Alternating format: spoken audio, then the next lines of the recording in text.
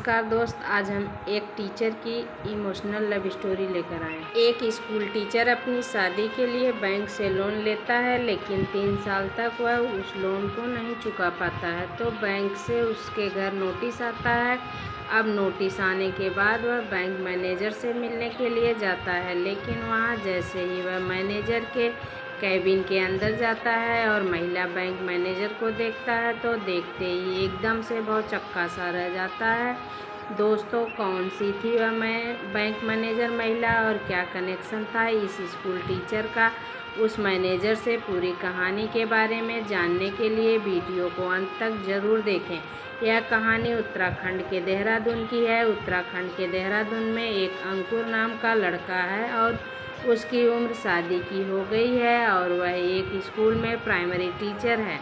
सरकारी नौकरी उसकी लगी हुई, तो उसके माता पिता उसकी शादी की चिंता करते हैं और उसके लिए लड़की ढूंढने लगते हैं। ढूंढने में लड़की उन्हें मिल जाती है। लड़की का नाम होता है अंजू, जो कि काफ़ी ज़्यादा पढ़ी लिखी है और पढ़ाई लिखाई करने के बाद वह सरकारी नौकरी की तैयारी कर रही थी।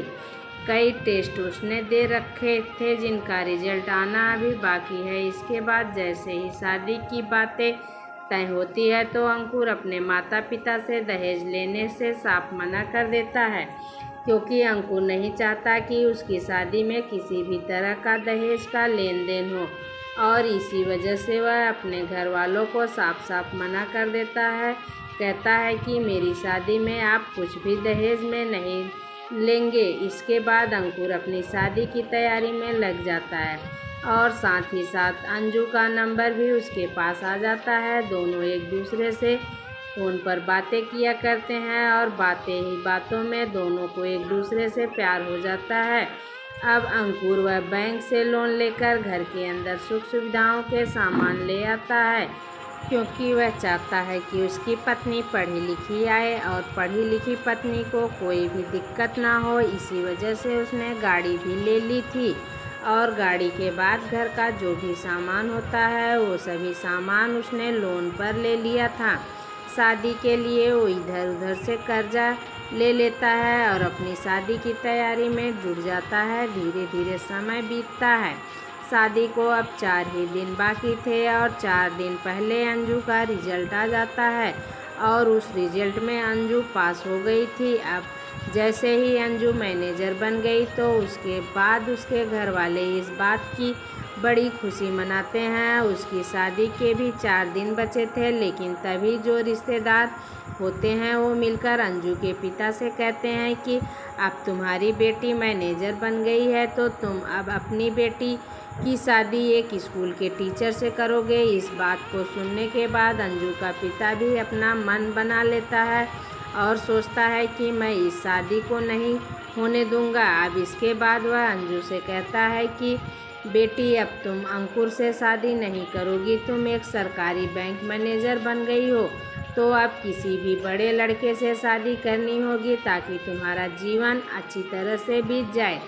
अंजू, जो भी अंकुर से बहुत प्यार करती थी, वह चाहती थी कि ये शादी हो जाए, लेकिन उसके घर वाले उस पर बहुत ज़्यादा दबाव बनाते हैं और शादी में जो भी रिश्तेदार आए हुए थे वो सभी लोग उसको ऐसी ही सलाह देते हैं कि इधर अंकुर को भी पता था कि अंजू का रिजल्ट आने वाला है, और जैसे ही अंजू का रिजल्ट आता है तो अंकुर को भी पता चल जाता है कि अंजू का रिजल्ट क्लियर हो गया है और उसके बाद अब वो बैंक मैनेजर बन गई है।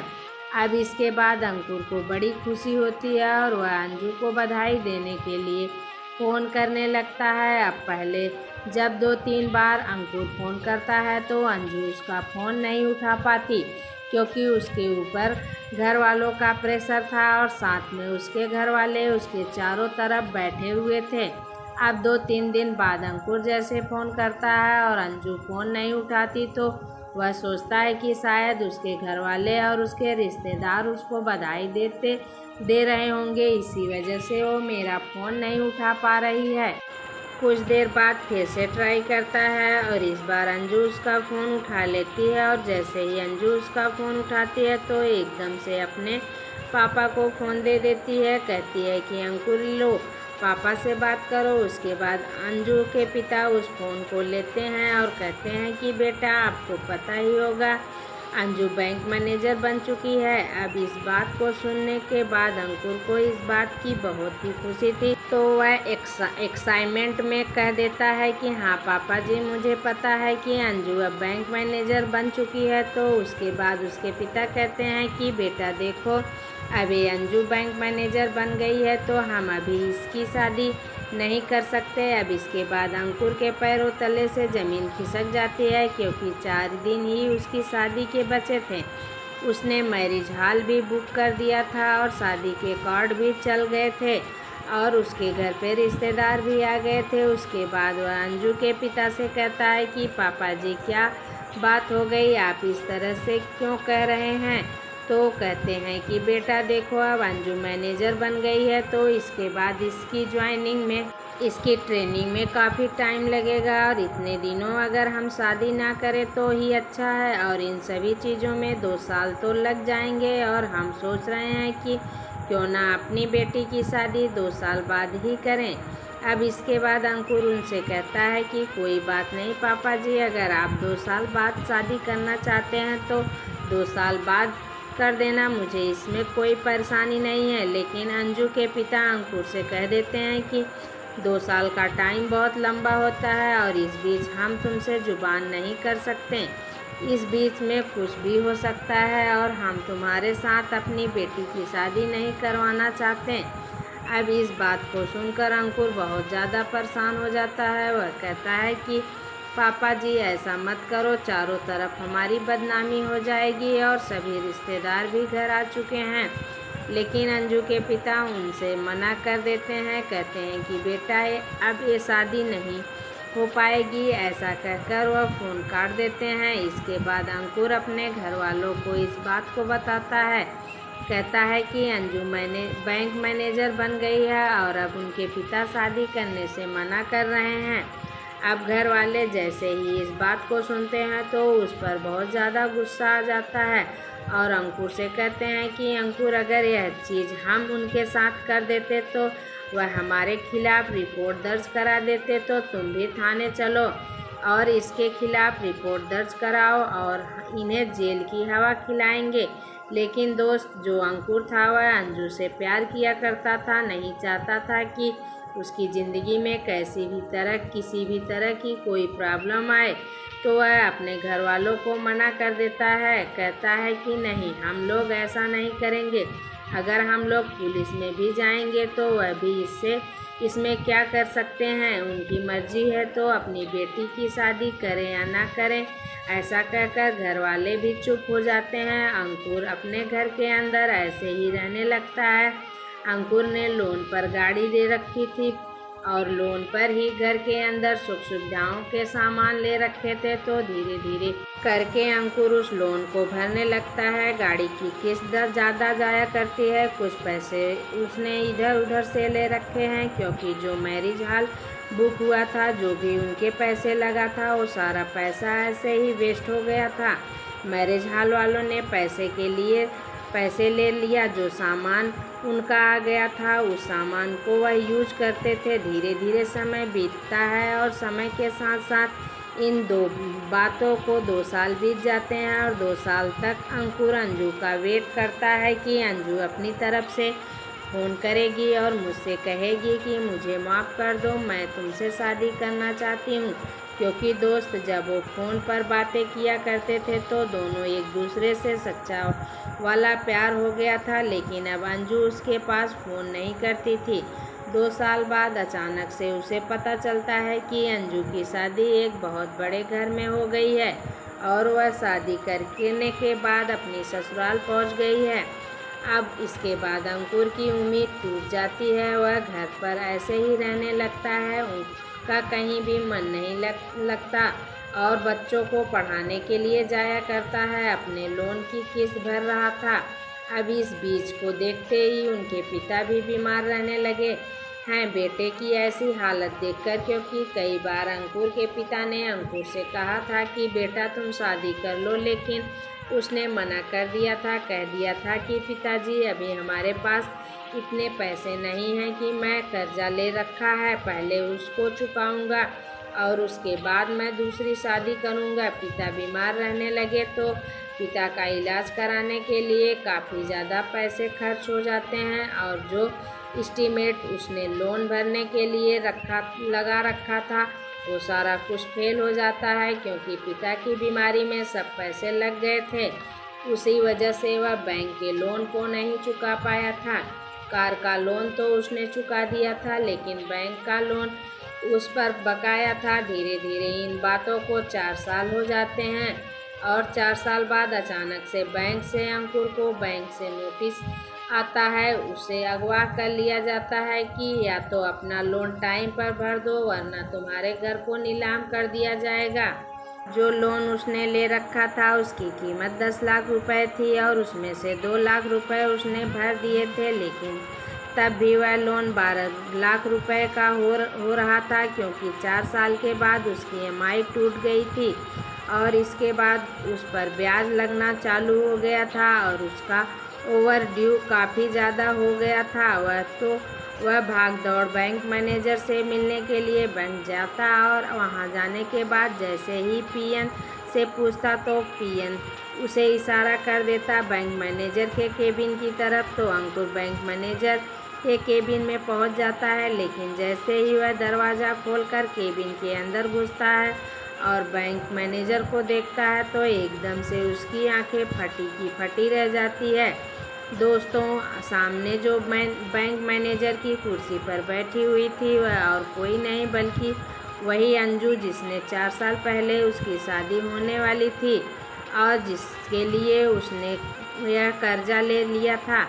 अब वह उसको देखता है और थोड़ी देर के लिए वो भी उसे देखती रह जाती है, लेकिन तभी अंजू उससे कहती है कि आइए अंकुर कुमार जी बैठिए। उसके बाद अंकुर सामने वाली कुर्सी पर बैठ जाते हैं और जो बैंक मैनेजर अंजू है वह उसकी फाइल निकालती है और फाइल में देखने के बाद कहती है, आपका तो काफ़ी ज़्यादा लोन हो रहा है, जल्द से जल्द इसे चुका दीजिए वरना आपके घर की नीलामी हो जाएगी। उसके बाद अंकुर बैंक मैनेजर से कहता है कि मुझे इसके लिए थोड़ी सी मोहलत चाहिए, कुछ दिनों के लिए मोहलत और दे दीजिए। कुछ दिनों में मैं इस बैंक के लोन को चुका दूंगा।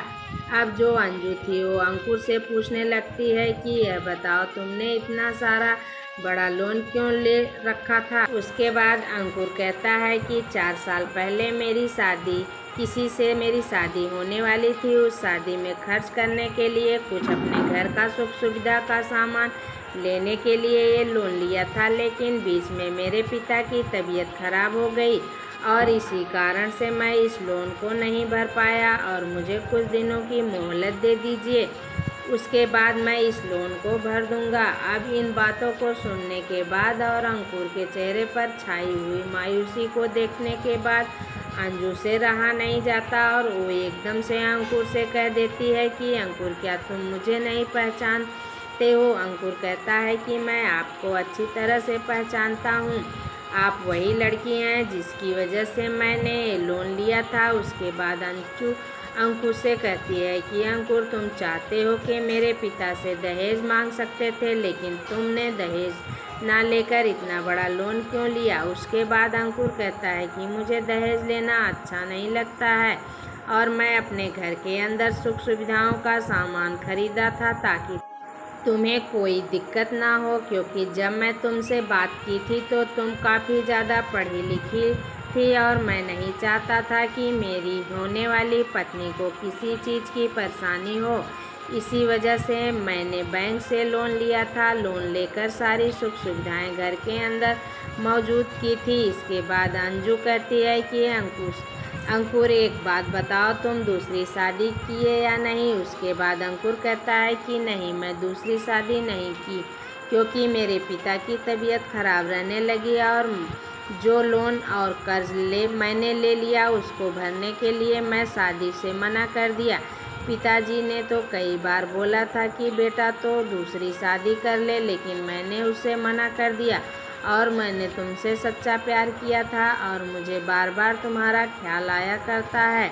इसी वजह से मैं दूसरी शादी किसी से नहीं कर पाया। अब इस बात को सुनने के बाद अंजू अपने आंसुओं को नहीं रोक पाती और वह फूट फूट कर अंकुर के सामने रोने लगती है।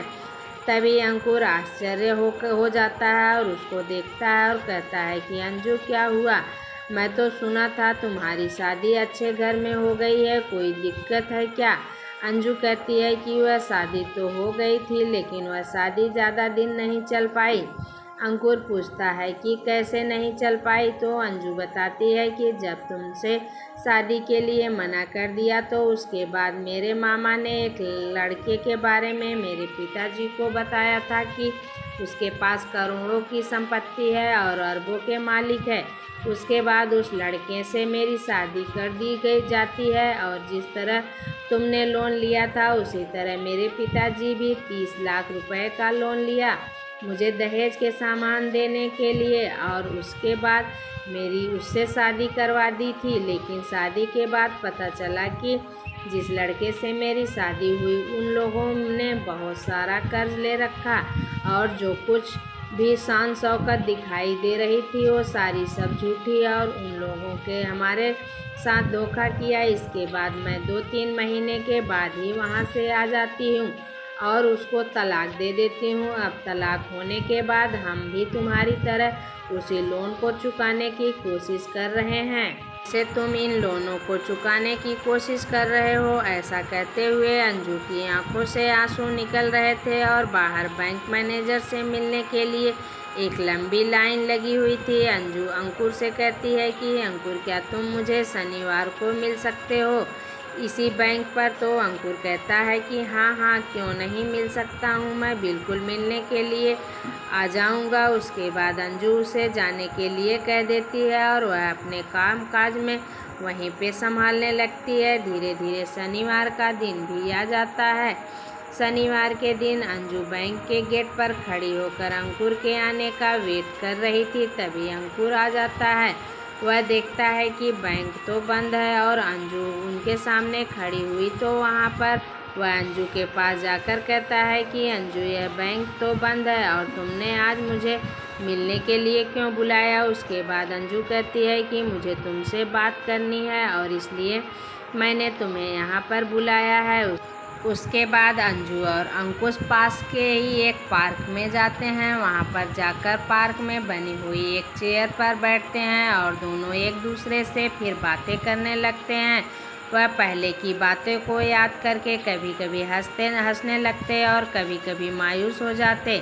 थोड़ी देर बात करने के बाद अंजू अंकुर से कहती है, अंकुर, तुमने उस दिन जो बात फ़ोन पे क्यों नहीं किया? तो अंकुर कहता है कि मैं तुम्हारी वजह से फ़ोन नहीं किया। मैं सोच रहा था कि तुम ही फ़ोन करोगी और फ़ोन करने के बाद अपने प्यार का इजहार दोबारा से मुझसे कर दोगी। अब इसके बाद अंजू अंकुर से कहती है कि अंकुर, क्या ऐसा नहीं हो सकता हम दोबारा से शादी कर लें? इस बात को सुनने के बाद मानो अंकुर इसी बात का वेट कर रहा था। वह एकदम से कहता है कि हाँ अंजू, बिल्कुल ऐसा हो सकता है अगर तुम चाहो तो। इसके बाद अंजू भी एकदम से इस बात को सुनकर अंकुर के गले से लिपट जाती है और कहती है कि अंकुर, मुझे माफ़ कर दो। जो भी कुछ हुआ था उसमें मेरे घर वालों का कसूर था, मेरा इसमें कोई कसूर नहीं है। अंकुर भी इस बात को समझता है और अंजू को माफ़ कर देता है और दोनों दोबारा से फिर से शादी कर लेते हैं। दोबारा से शादी करने के बाद वह अपनी गृहस्थी बसाते हैं और धीरे धीरे उनका समय भी सही तरह से बीतता रहता है। अंजू जो बैंक मैनेजर थी उसने कह दिया था कि आराम से तुम अपने लोन को चुका सकते हो। जब तक मैं यहाँ पर मैनेजर हूँ तुम्हें कोई भी नोटिस नहीं आएगा और कोई भी दिक्कत तुम्हें नहीं होने वाली है। दोनों एक दूसरे के साथ बड़े ही खुश थे और खुशियों के साथ अपने जीवन को बिता रहे हैं। तो दोस्त, यह थी कहानी अंजू और अंकुर की, जिसने 4 दिन पहले शादी के लिए मना कर दिया था, लेकिन 4 साल बाद दोबारा से दोनों की शादी हो गई। आप क्या कहना चाहते हैं? तो अंजू के बारे में आप क्या कहना चाहते हैं? अंकुर के बारे में आपकी जो भी राय कमेंट सेक्शन में लिख सकते हैं, लोगों के साथ शेयर कर सकते हैं। दोस्त, अगर वीडियो अच्छा लगा हो तो वीडियो को लाइक और चैनल को सब्सक्राइब जरूर करिए। और इन कहानियों को सुनने का उद्देश्य किसी को परेशान करना बिल्कुल नहीं है। यह कहानी आपको इसलिए सुनाई जाती है ताकि आप लोग इन कहानियों में से कुछ ना कुछ सीख सके और अपने जीवन में उस कहानी को अप्लाई कर सके। Thank you.